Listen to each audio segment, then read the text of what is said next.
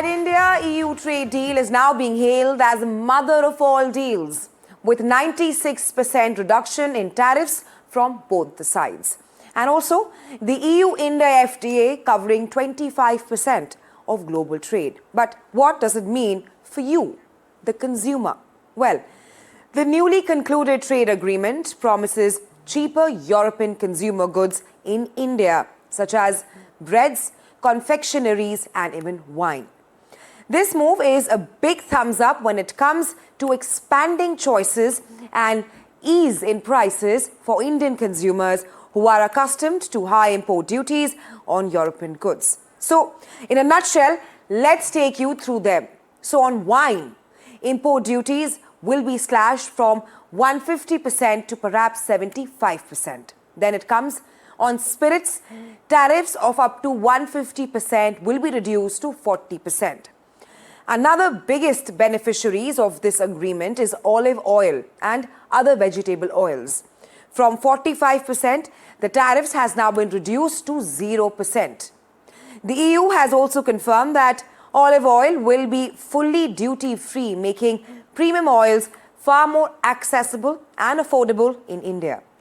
Another category to see tariff reduction includes bread, pasta, biscuits, chocolate and pet food. Apart from this, fresh European fruits including pears and kiwis will also see noticeable price drops. Well, all these lower tariffs will make several European foods more affordable and accessible, with lower duties on items like olive oil, bakery goods, chocolates, juices and select fruits. Indian shoppers can now expect wider choices, better quality and more premium options with this historic India-EU trade deal. Our next report telling you more about this landmark India-EU trade agreement. Take a listen. Prime Minister, distinguished friend, we did it. We delivered the mother of all deals. With these words, the European Commission President confirmed the conclusion of a landmark Indo-European Union trade agreement ending nearly 2 decades of negotiations. Prime Minister Narendra Modi termed it as a historic agreement. आज भारत ने अपने इतिहास का अब तक का सबसे बड़ा फ्री ट्रेड एग्रीमेंट संपन्न किया है। यह FTA भारत और यूरोपियन यूनियन के बीच इन्वेस्टमेंट को बूस्ट करेगा, नई इनोवेशन पार्टनरशिप बनाएगा और वैश्विक स्तर पर सप्लाई चेन को मजबूत करेगा। यानी यह सिर्फ ट्रेड एग्रीमेंट नहीं है, यह साझा समृद्धि का नया ब्लूप्रिंट है। European Commission President Ursula von der Leyen hailed the deal as a landmark in global economic cooperation, proof that open markets still matter. India has risen, and Europe is truly glad about it. Because when India succeeds, the world is more stable, more prosperous, and more secure. And we all benefit. We are creating a market of 2 billion people, and this is the tale of two giants. Under the agreement, tariffs on goods worth 96.6% of total India-European Union trade will either be cut or eliminated, significantly boosting market access on both sides. European exporters are expected to save about 4 billion euros annually from reduced duties. The key provisions include India to slash import duties on many European cars from as high as 110% to around 10% over a phased period. Steep tariffs on wines and spirits to be drastically reduced, widening consumer choice. Textiles, machinery, chemicals and gems. Substantial tariff cuts opening Indian and European markets for these major sectors. We are also very pleased to have concluded negotiations on, as Ms. von der Leyen herself has articulated the mother of all deals, a free trade agreement which covers 25% of global trade. India refused any duty concessions on dairy imports, explicitly including cheese, along with cereals and soya meal, to protect local farmers. High pre-existing tariffs, up to about 150% on some items like cheese, remain unchanged, making these as non-negotiable red lines. The European Union similarly shielded its beef, poultry, sugar and meat sectors. It has taken 2 decades, 18 years to negotiate this deal, which has seen several twists and turns. But for the consumers and for businesses and traders, this is a welcome news both in India and the 27-member EU bloc. But now, this entire agreement between India and EU will travel to Brussels to meet the scrutiny and the scrubbing of the EU Parliament. So the consumers and the businesses will have to wait a little more longer before they can actually enjoy the fruits of the hectic negotiations and parleys that have happened over the last 2 decades. The ratification could take 6 months to a year, with Piyush Goyal, India's Commerce Minister, confirming that they will be trying their best to in fact implement this deal in the year 2026 itself. Reporting for NDTV, this is Aditya Raj Kaul. All right, I'm now being joined by William Denslow, NDTV correspondent. He's joining us live from Brussels. I'm also being joined by Richard Rosso, Chair, US-India Policy Studies, CSIS. William, thank you, gentlemen, for joining us on NDTV. William, coming to you first. What does this free trade agreement mean for Europe, and by when can we actually see the tariffs and all the terms being implemented? Well, when it comes to the significance, we've heard from the European Commission President Ursula von der Leyen taking to social media after this agreement was penned. She said that given the scale of this agreement, she says that essentially leads to global influence. This is incredibly significant and seen as hugely significant for both sides, given the fact that we're in this heightened period of geopolitical tension and trade uncertainty with some of their biggest allies and historic trade partners, namely the United States, obviously imposing steep tariffs both on India as well as on the European Union in the past 12 months or so. So the timing certainly seen as incredibly significant. When we'll ultimately see some of these duties begin to lower down, well, it is a delayed process. We understand that olive oil, for example, as we heard, will be coming down from 45% to 0%, but that is something that could take 5 years to take effect. The spirits lobby here in Brussels has described it as a game changer, these duties coming down from 140% to 40%. The wine sector describing it as untapped potential to be able to really enter the Indian market. So certainly seen by many industries here in Europe with great excitement. But of course, It will take a number of years for these trade partnerships to really take root. Right, William. Richard, coming to you. William there, joining us from Brussels, has said that the spirits in Europe is clearly high and they've hailed it as a game changer. Your thoughts, like he mentioned, the deal wasn't making for 2 decades, 18 long years. As we speak, it aims to reduce 96% of exports from both the countries. Do you actually think that this is the mother of all trade deals and perhaps a win-win for both India and the European Union? Yeah, I mean, from what we've seen, when you think about world-class trade agreements, there's some areas that are likely to not be maybe as strong as, the Trans-Pacific Partnership or NAFTA in terms of investment commitments, things like that.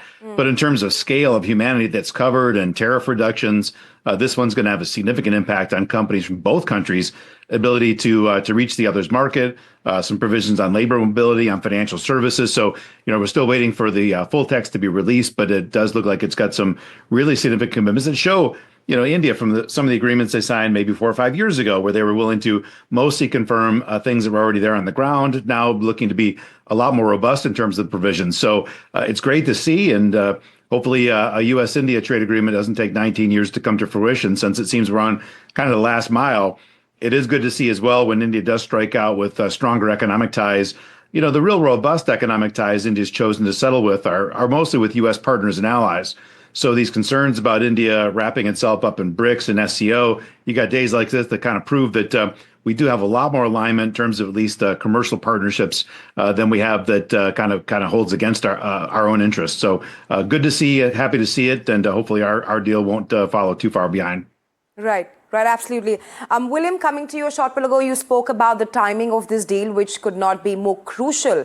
Talk to us about the geopolitics, the messaging being sent across by the European Union, and perhaps the economic implications of the India-EU trade dynamics. I say that because 25% of global GDP, it rather stems from India and the European Union. Hugely significant, according to European officials, when it comes to the scale. Well, they're hoping that EU exports could double by the year 2032, which really just shows how much of an untapped market this is for Europe. Officials describe it as balanced and commercially significant. We've heard some of the figures there in the piece just before this segment, talking about things like the auto sector. Europe only has a 3% market share in India as things stand. So as far as the auto sector, a hugely significant industry here in Europe, there's really seen as a major potential going forward. Let's not forget there's also the defence and security partnership that was penned as well, with Kaja Kallas, the EU's top diplomat, saying this is significant given the global order shifting. She says that stronger partnerships multiply Europe's strength. Right. Richard, coming to you, just to take that point from William, from spirits to autos, AI, hydrogen, and perhaps bilateral trade even on European goods. Two-pronged question. Number one, what stood out for you in this trade deal? And second, do you think that this deal cuts tariffs on most traded goods of the next decade? Do you perhaps think that this trade deal is trying to hedge against the US and China? You see, I think, a bit of differentiation in India and how to look at domestic policy versus trade policy. Domestic policy, you see a lot of incentives and programs put out there to be competitive in a lot of modern capital-intensive industries, which, a lot of times for a country at India's development level, you think labor-intensive industries are a better place to start because you want to soak up that labor pool. When you enter into trade negotiations, India's kind of chosen to choose its trade partners with developed countries. And a lot of that's because they do kind of recognize India does have a lot more, I think, opportunity to grow in areas that are more labor intensive, which is a little bit different than you sometimes see domestic policy making. So I think for Europe, once again, kind of affirms this idea that, at least in trade agreements, India plays to what they consider to be strength of a developing country, rather than trying to compete with Europe necessarily head on in a lot of high tech and modern industries where maybe Europe has a leg up. But I think pulling that thread on what this means for security relationships has yet to be determined, because so far, the United States and India, I think, have a big security overlap. We both kind of recognize China is one of the grand threats that we're all going to face today and in the future. Right. And Europe is waffled on that issue a little bit more. So how far can the security partnership go? But clearly unlocking the commercial relationship is something that, is on the table. Very exciting to see. And I think shared complementary industries, you're going to see a lot of growth on both sides. Absolutely, and this trade deal does oppose the protectionist, perhaps, policy of various countries. But thanks very much, Richard and Denslow, for joining us on NDTV. Okay, let's tell you more about what is on the table when it comes to India-EU free trade agreement. Well, the automobile sector has also got a major push. Let's now tell you cars which are likely to get cheaper. Number one, Mercedes-Benz. Then comes BMW, that's the second car, which will get cheaper because of all the import duties, all the tariffs on the import duties, which will be slashed. Apart from Audi, Volkswagen is the third, Volkswagen's the third brand, which the cars of which will get cheaper. Then comes Porsche and Volvo. So Porsche and then Volvo. These are some of the high-end brands of the cars which will perhaps get cheaper because of the historic mother of all deals, the India-EU free trade agreement. And our next report giving you a deep dive into the automobile sectors and how it will impact this sector in a positive way. Take a look.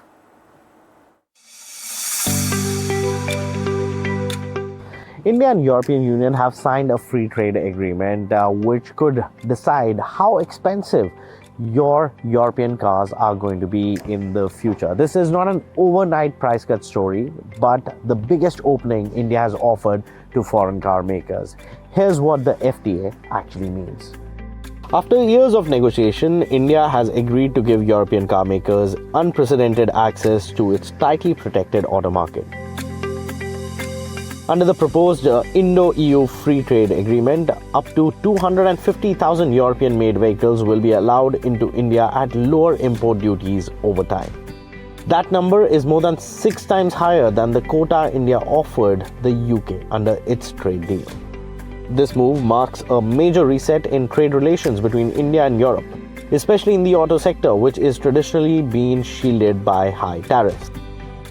So how does it work in real terms? Who gets the benefit? When does it start? And why is it spread out in such a long period? Of the 250,000 vehicles allowed under reduced duties, around 160,000 are internal combustion engine cars. Their import duties will gradually fall, reaching as low as 10% within 5 years. The starting duty inside the quota will be around 30%. Much lower than today's rate of up to 110%. For electric vehicles, the story is slower. About 90,000 European EVs will qualify, but duty cuts will begin only after 10 years. This delay is designed to protect India's growing domestic EV industry.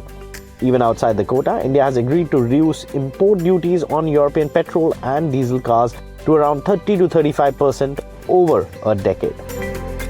This deal isn't one-sided, it's about access and leverage on both sides. European automakers like Volkswagen Group, Mercedes-Benz, Stellantis and Renault stand to benefit the most, especially for premium and performance models.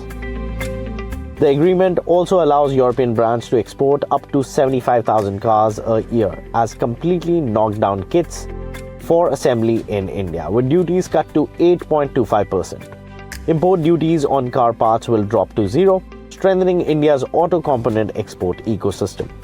In return, the EU will offer Indian automakers including Mahindra, Tata Motors and Maruti Suzuki import concessions covering up to 625,000 vehicles, with Indian-made EV duties in Europe being phased out over time. So should the buyers expect cheaper European cars really soon? The short answer is not really. The fine print matters. The FTA is expected to come into effect only by mid-2028 after legal and regulatory approvals. Add to that, rupee depreciation against the euro and duty savings could be offset in short term. This agreement is less about instant discount and more about long-term access, investment and manufacturing strategy. For India, it opens export doors. For Europe, it unlocks one of the world's fastest growing car markets, carefully and in stages. This trade pact won't change car prices overnight, but would quietly reshape the Indian auto market in the next 1 decade. All right, Renault is bringing back a name that once defined India's compact SUV space. The all-new Duster has been officially revealed with new engines, hybrid technology and a strong India focus. So, the question is what's changed, what's new and why this comeback matters? Executive Editor Auto Siddharth Sharma gets you the story.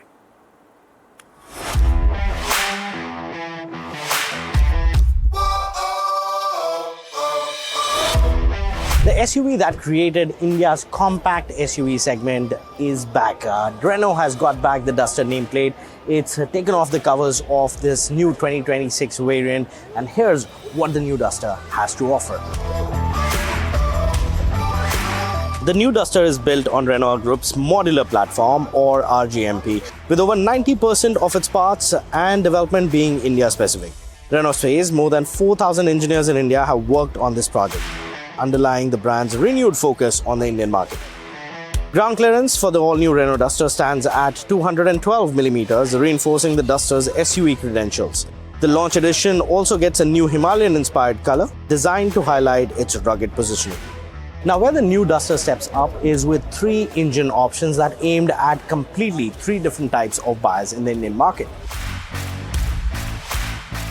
At the top of the lineup is the turbo TCE 160, a brand new turbo GDI petrol engine producing 163 PS of power and 280 Newton meters of torque.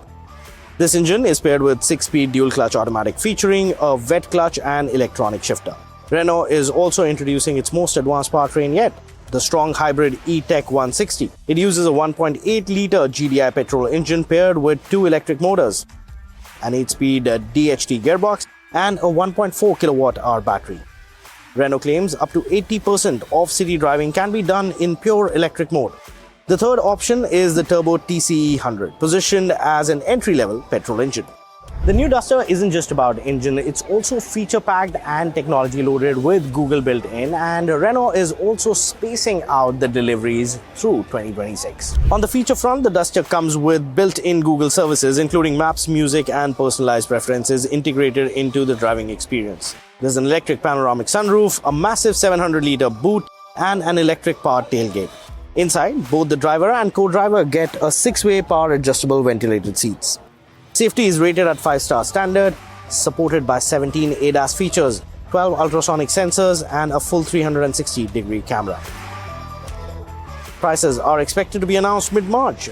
Renault says deliveries for the turbo petrol variant will begin around mid-April, while the hybrid version is scheduled closer to the festive season around Diwali.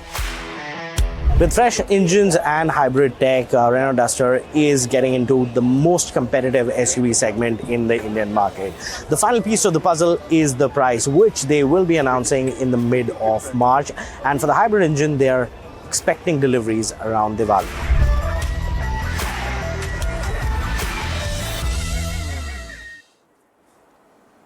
And with that, we slip into a very short break, but come right back. Lots line of you here on NDTV 24/7.